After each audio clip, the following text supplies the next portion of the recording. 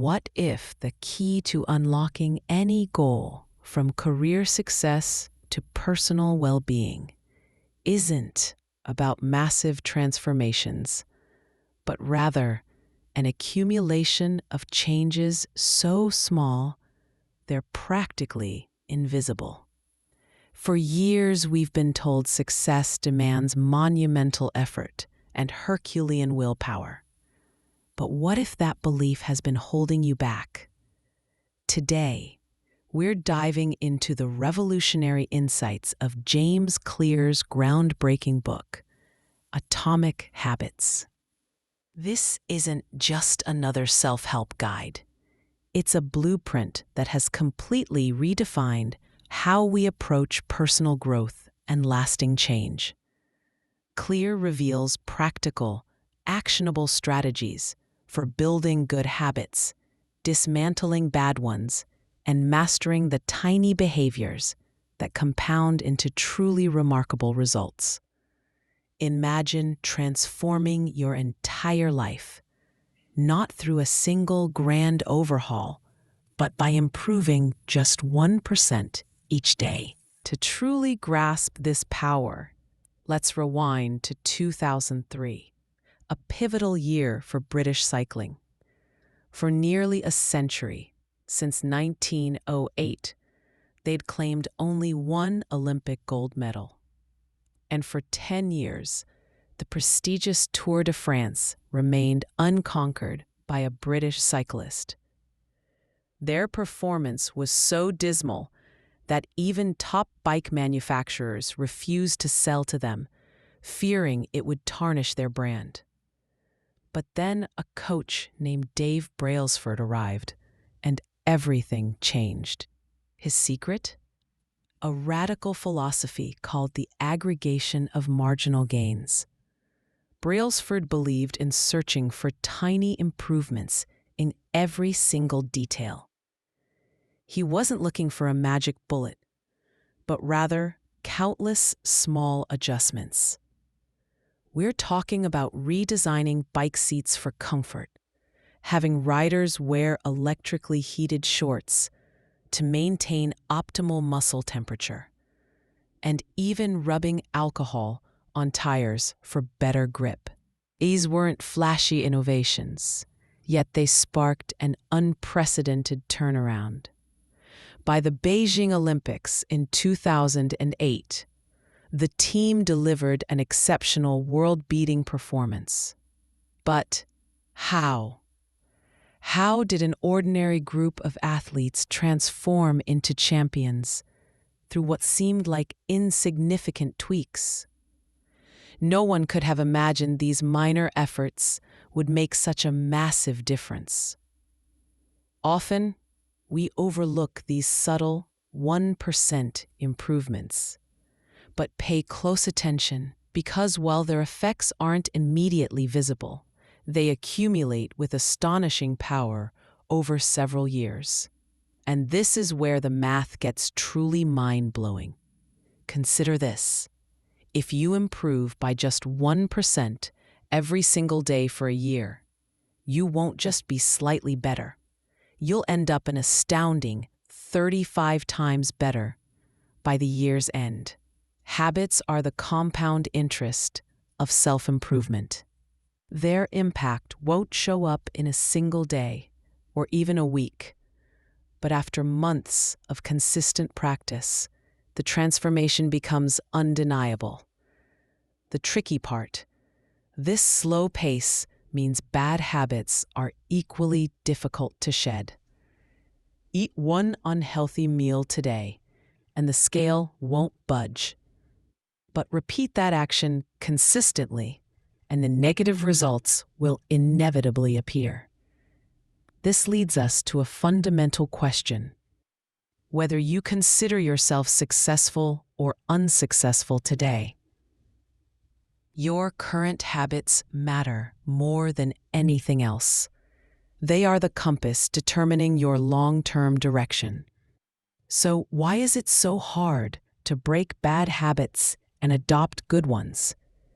Once deeply rooted, bad habits cling tightly. We try desperately to change them, often failing because our approach is fundamentally flawed. We focus on the wrong things. Most people begin their change journey by focusing on what they want to achieve, outcome-based habits. But the true game changer is building identity-based habits, where you focus on who you want to become. Imagine two people trying to quit smoking. The first person, offered a cigarette, says, "No thanks, I'm trying to quit." This sounds reasonable, right? But it subtly implies they still see themselves as a smoker, just one who's attempting to change behavior while their core belief remains. Now the second person, offered a cigarette, responds, "No thank you, I don't smoke." Notice that subtle but monumental difference. This simple shift in phrasing changes their identity entirely. They no longer categorize themselves as a smoker. Most of us completely overlook identity change when seeking improvement. Yet the more proud you are of a particular aspect of yourself, the more powerfully motivated you'll be to adopt new habits that align with that identity. You simply need to decide who you want to become. Then, through small habit changes, but eventually, by chance, they'd discover the lever, press it, and escape. After 20 to 30 trials, a remarkable pattern emerged. The cats developed a clear, habitual behavior. They'd enter the box and immediately press the lever. Thorndike's conclusion: behaviors that produce satisfying results are more likely to be repeated, while those that don't are less likely. This learning process can be distilled into 4 profound steps. A loop. First, the cue. This is the trigger, the signal your brain picks up that anticipates a reward. It's the first hint that something good is about to happen, often sparking a craving. Second, the craving. This is the powerful motivational force. Without a desire for change or for a particular outcome, there's no reason to act. You don't crave the cigarette itself. You crave the relief it provides. Third, the response. This is the actual habit you perform, a thought or an action. Whether you respond depends on your motivation and the effort required. If it's too difficult, it simply won't stick. Fourth, the reward. This is the ultimate goal, satisfying your craving and teaching your brain which actions are worth remembering for the future. The cue notices the reward, the craving wants the reward, and the response achieves the reward. If any part of this loop is broken or insufficient, the behavior won't become a habit. Understanding this loop is your secret weapon for designing better habits and breaking unwanted ones. Let's dive into the first law. The first law: make it obvious. The man who didn't look right. I once heard a powerful story about an EMT who at a family gathering felt an immediate sense of unease when she saw her father-in-law. Something just didn't look right. She insisted he go to the hospital immediately. A few hours later, he underwent emergency surgery, revealing a major blocked artery. A heart attack could have struck at any moment. Her vigilance saved his life. Why this story? Because your brain is a prediction machine, constantly scanning for cues. An experienced EMT recognizes a heart attack simply by a facial expression, because their brain has learned to notice subtle cues that predict certain outcomes. And your brain can do the same. With practice, you too can learn to notice the cues important to your habits. These cues are often so ingrained, so automatic, that we don't even see them. But before you build new habits, you must become aware of your current ones. This is harder than it sounds, because they run on autopilot. The biggest challenge is simply seeing what you're actually doing. So here's a challenge for you. Make a list of your daily habits. Then, for each one, ask, is this a good habit, a bad habit, or neutral? Don't judge yourself. Don't try to change anything yet. Just acknowledge. Awareness is the absolute first step in all behavior change. But once you're aware, what's the best way to kickstart a new habit? The best way to start a new habit. In 2001, British researchers conducted a study with 248 people to help them build exercise habits. They split them into 3 groups.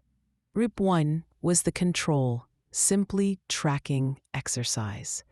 Group 2 was the motivation group, tracking exercise and reading about its benefits.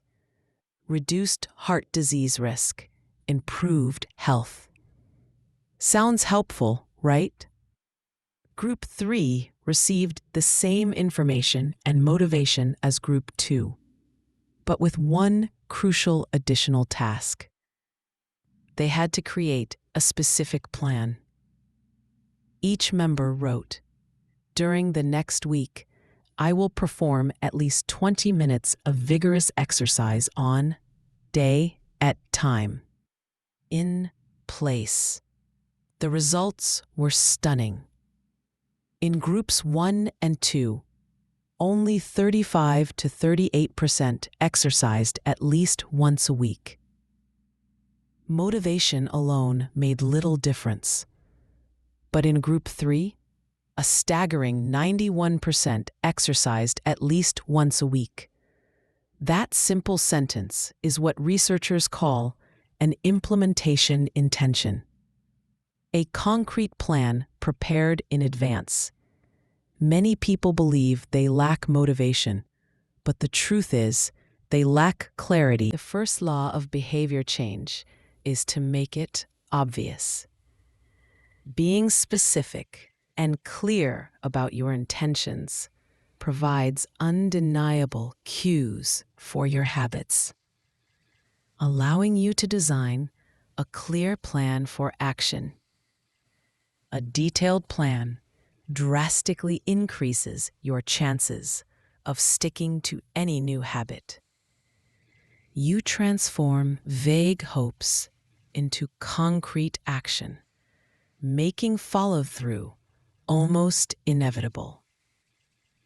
But what if I told you motivation is often overrated?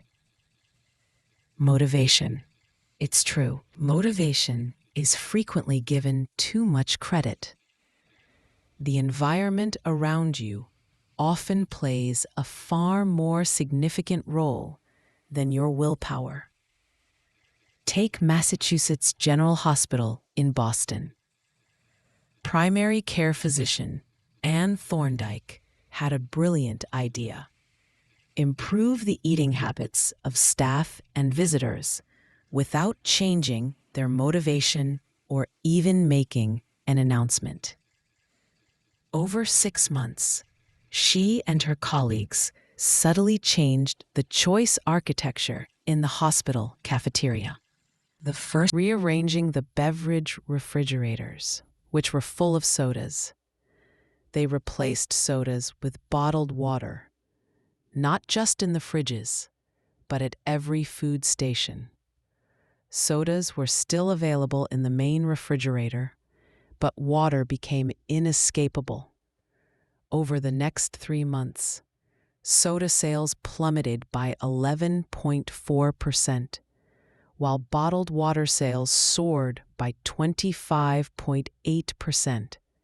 Similar unannounced changes to food arrangements yielded consistent results. No one noticed the changes, yet the impact was profound.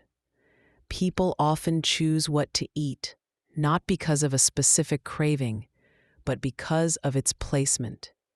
Imagine walking into your kitchen and seeing a plate of cookies right in front of you. You might eat them, not from hunger, but because they're obvious. Your habits operate the same way. The environment you inhabit and the cues within it invisibly shape your behavior. We are all, to some degree, products of our surroundings. Unfortunately, many of our environments inadvertently prevent us from taking desired actions because there are no clear cues to trigger them. If you want a habit to become an essential part of your life, you need to make its cues a primary part of your environment. Design your space to encourage good habits. Want to drink more water? Place water bottles everywhere. Want to read more? Leave books in every room you spend time in. Simple adjustments to your environment create a setup that naturally encourages positive behaviors, making you less reliant on fleeting motivation. This leads us to the surprising truth about self-control. The secret to self-control. In 1971, amidst the Vietnam War, Congressmen Robert Steele and Morgan Murphy made a shocking discovery. Approximately 15% of American soldiers in Vietnam were addicted to drugs, with 20% addicted to heroin. This Lee Robbins, the research director, proved something radical. If the environment changed drastically, addictions could rapidly disappear. In Vietnam, soldiers were constantly surrounded by cues for heroin use. The drug was readily available, combined with war pressure, fellow users, and anxiety. But back in the United States, they were in an environment free of these cues, and their habits shifted accordingly. The Vietnam study challenges our deepest cultural beliefs about bad habits. Our culture often preaches that discipline and willpower are the sole solutions. But recent research shows disciplined people aren't inherently different. They're simply better at avoiding tempting situations. People with the most self-control use it the least. If you don't need to exert constant effort for self-control, practicing it becomes infinitely easier. Self-control doesn't eliminate bad habits. It redirects your energy towards improving your environment, which is far more powerful. So how do you make good habits so appealing you can't resist them? The second law, make it attractive. How do you make a habit irresistible? Meet Ronan Byrne, an electrical engineering student in Dublin. He loved Netflix, but knew he needed to exercise. His solution? He connected his stationary bike to his computer and TV. He then programmed it so Netflix would only work if he was cycling at a certain speed. By temptation bundling like this, exercising became enjoyable, even irresistible. It's simple. Link an action you need to do with an action you want to do. This technique leverages Premack's principle. You are more likely to perform a less desired activity if it's immediately followed by a more desired one. To make habits attractive, link them to something you love. Want to listen to your favorite audiobook but need to work out? Only allow yourself to listen while exercising. This makes the less desirable activity, exercising, inherently more attractive. This works because it combines instant gratification with long-term benefits, making the habit feel less like a chore and more like a reward. By making necessary actions attractive, you boost your adherence, creating sustainable habits that don't feel like a burden. And speaking of influence, what role do your family and friends play? The role of family and friends in shaping your habits. We don't choose our first habits, we imitate them. We absorb the norms of our family, friends, communities, and society. We imitate those closest to us, acquiring their behaviors, from how we handle arguments to our daily routines. It's well documented. If you're close to someone, you're likely to imitate them. One study even found that if a friend is obese, your chance of becoming obese increases by 57%. The reverse is also true for healthy habits.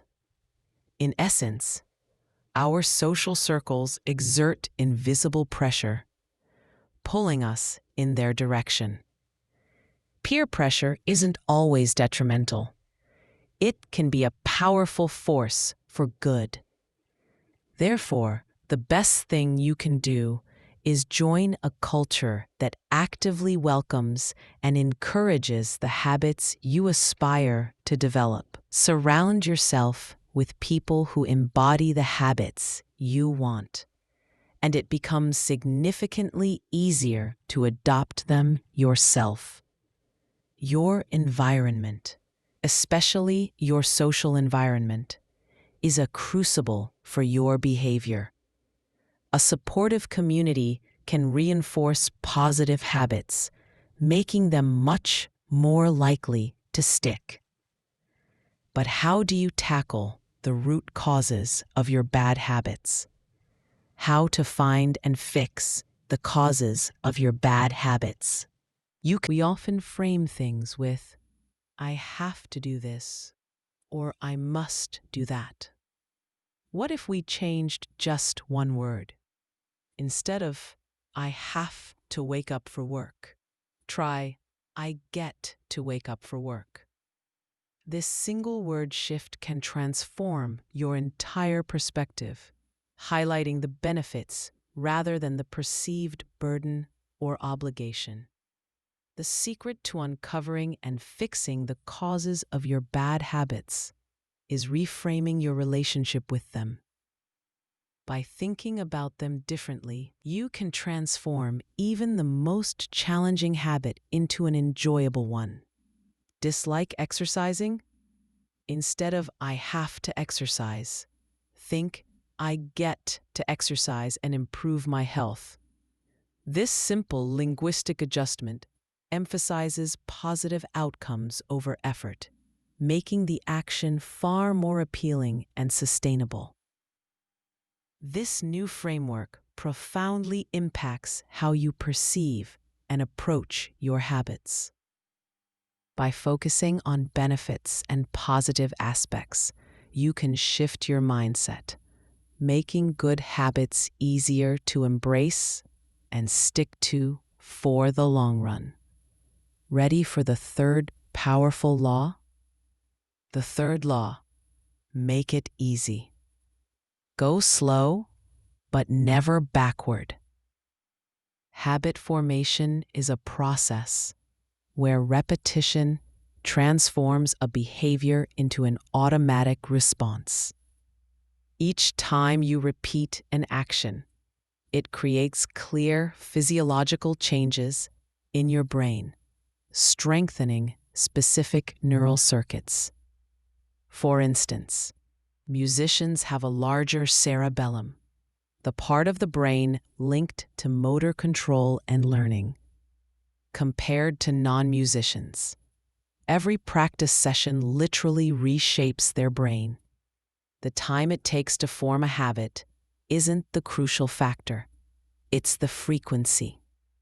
Whether you do something twice in 40 days or 200 times, repetition is king. To create any habit, you must practice it regularly. The key to making habits easier is to focus on tiny, manageable steps, reducing the friction of getting started. Want to exercise? Begin with just a few minutes, not a full hour. Gradually increase as the habit solidifies. By making habits easy and lowering the barrier to entry, you dramatically increase your likelihood of sticking to them. Simplify the process.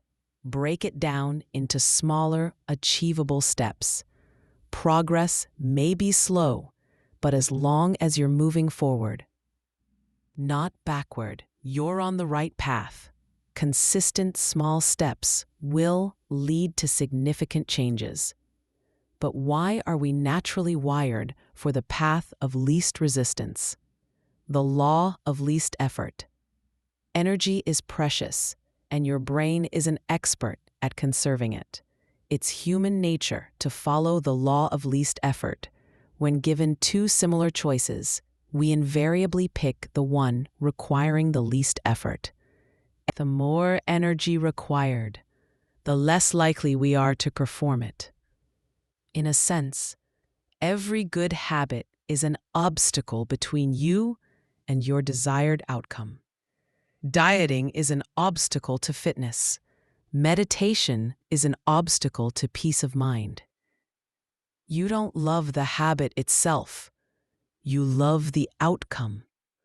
So, if we're all inherently lazy, how do some people achieve difficult goals? The answer: they create an environment where doing the right thing is as easy as possible, reducing all friction. By designing your environment to proactively support your goals, you make it easier to embrace good habits and harder to indulge in bad ones. This saves your precious willpower and keeps you consistent. And for overcoming procrastination, there's a simple 2-minute trick. How to stop procrastinating using the 2-minute rule. If you want to start something big, you must begin with tiny steps. We all get excited and try to do too much, too quickly. But there's a powerful strategy that can help you. The 2-minute rule. It states that when you start a new habit, it should take less than 2 minutes to do. Almost any habit can be scaled down. Read before bed becomes read 1 page before bed. Do 30 minutes of yoga becomes take out my yoga mat. The brilliance here is making the start of the habit incredibly easy. Meditate for 1 minute. Read 1 page, fold 1 piece of laundry. Just start with something that feels almost effortless. The point isn't how much you do, but that you do it at all. Once those first 2 minutes are underway, it often naturally leads to the larger routine. It's an ideal way to get proficient in any skill. Once the habit is established and you're performing it routinely, then, and only then, should you incrementally move to the next level. Eventually, that habit you once struggled with will simply become a part of who you are. This rule, combined with environmental design, brings us to the ultimate strategy: how to make good habits inevitable and bad habits impossible. In the summer of 1830, French writer Victor Hugo faced an impossible deadline. He'd promised a new book a year earlier, but had made zero progress. His publisher gave him a strict 6-month ultimatum: finish by February 1831. Facing this daunting challenge, Hugo devised an unusual strategy. He gave all his clothes to his assistant, ordering him to hide them. Without anything to wear outside, he had no choice but to stay home and write. Through that autumn and winter, Hugo wrote relentlessly. The Hunchback of Notre Dame was published 2 weeks before the deadline. His secret?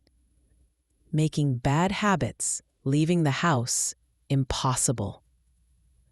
The key to lasting success isn't just making good habits easy, but making bad habits difficult.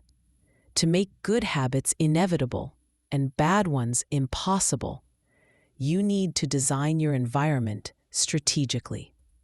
First, remove temptations. Just like Hugo removed his clothes, remove items that trigger bad habits. Want to eat healthy? Get rid of unhealthy food in your home. Second, increase friction for bad habits. Make it a chore to indulge. Want to stop scrolling social media? Log out of accounts or delete the apps from your phone entirely. Third, reduce friction for good habits. Make following through with good habits effortless. Want to exercise in the morning? Lay out your workout clothes the night before, right by your bed. Fourth, create a positive environment. Surround yourself with cues that support your good habits. Want to read more? Place books in easily accessible locations where you relax. Fifth, make commitments public. Announce your goals. Public accountability makes it far harder to back out. By strategically designing your environment and eliminating obstacles, you make good habits almost impossible not to do, and bad habits nearly impossible to do. This approach naturally steers you towards behaviors that align with your deepest goals. But there's one final, crucial piece to this puzzle. The fourth law: make it satisfying. The fundamental rule of behavior change. When an experience is satisfying, we are instinctively more inclined to repeat it. Even a tiny pleasure sends a clear signal to your brain. This is good. Do that again. Think of chewing gum. Originally, it was flavorless, just unappetizing resin. But in 1991, when flavors were added, the experience became enjoyable, and sales exploded. It stands to reason. If an experience isn't enjoyable, there's no real incentive to repeat it. The fundamental rule of behavior change is simple. Behaviors that are rewarded get repeated, and behaviors that are punished are avoided. But here's the complexity. We don't just seek satisfaction. We seek instant satisfaction.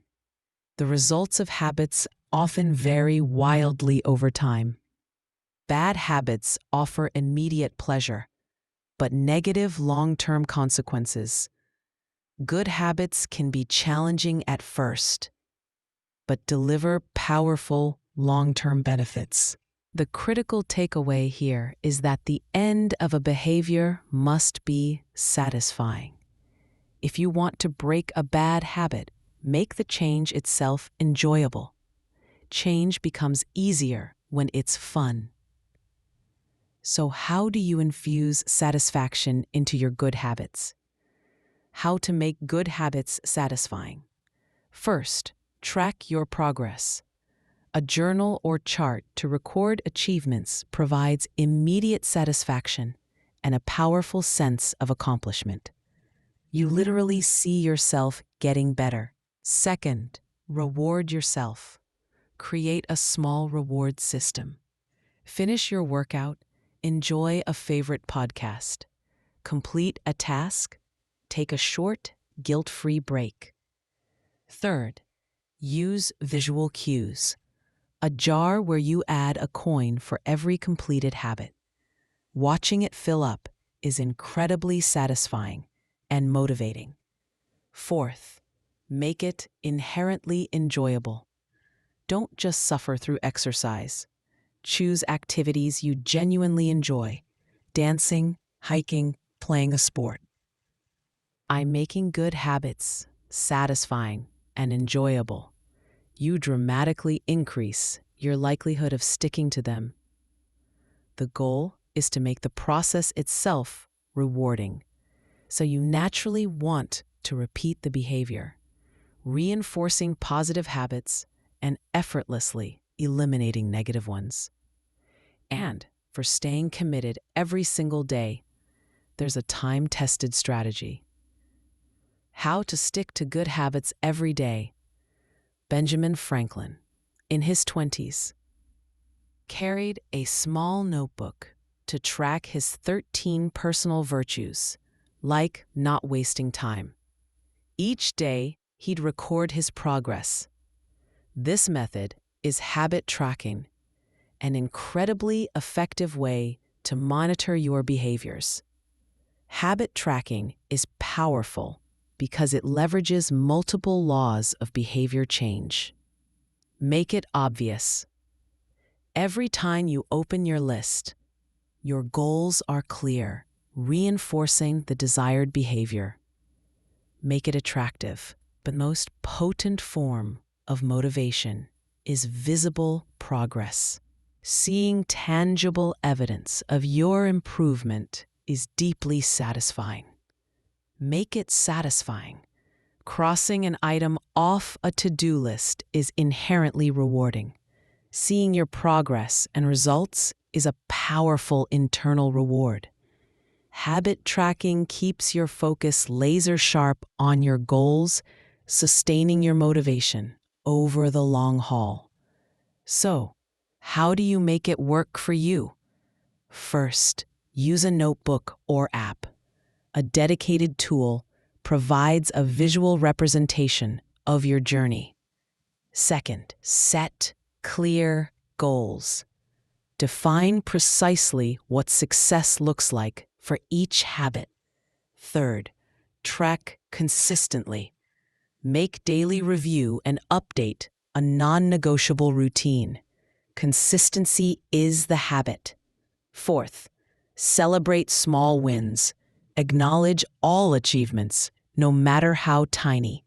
Fuel your motivation. By integrating habit tracking, you create a system that makes good habits stick, providing accountability, motivation, and deep satisfaction.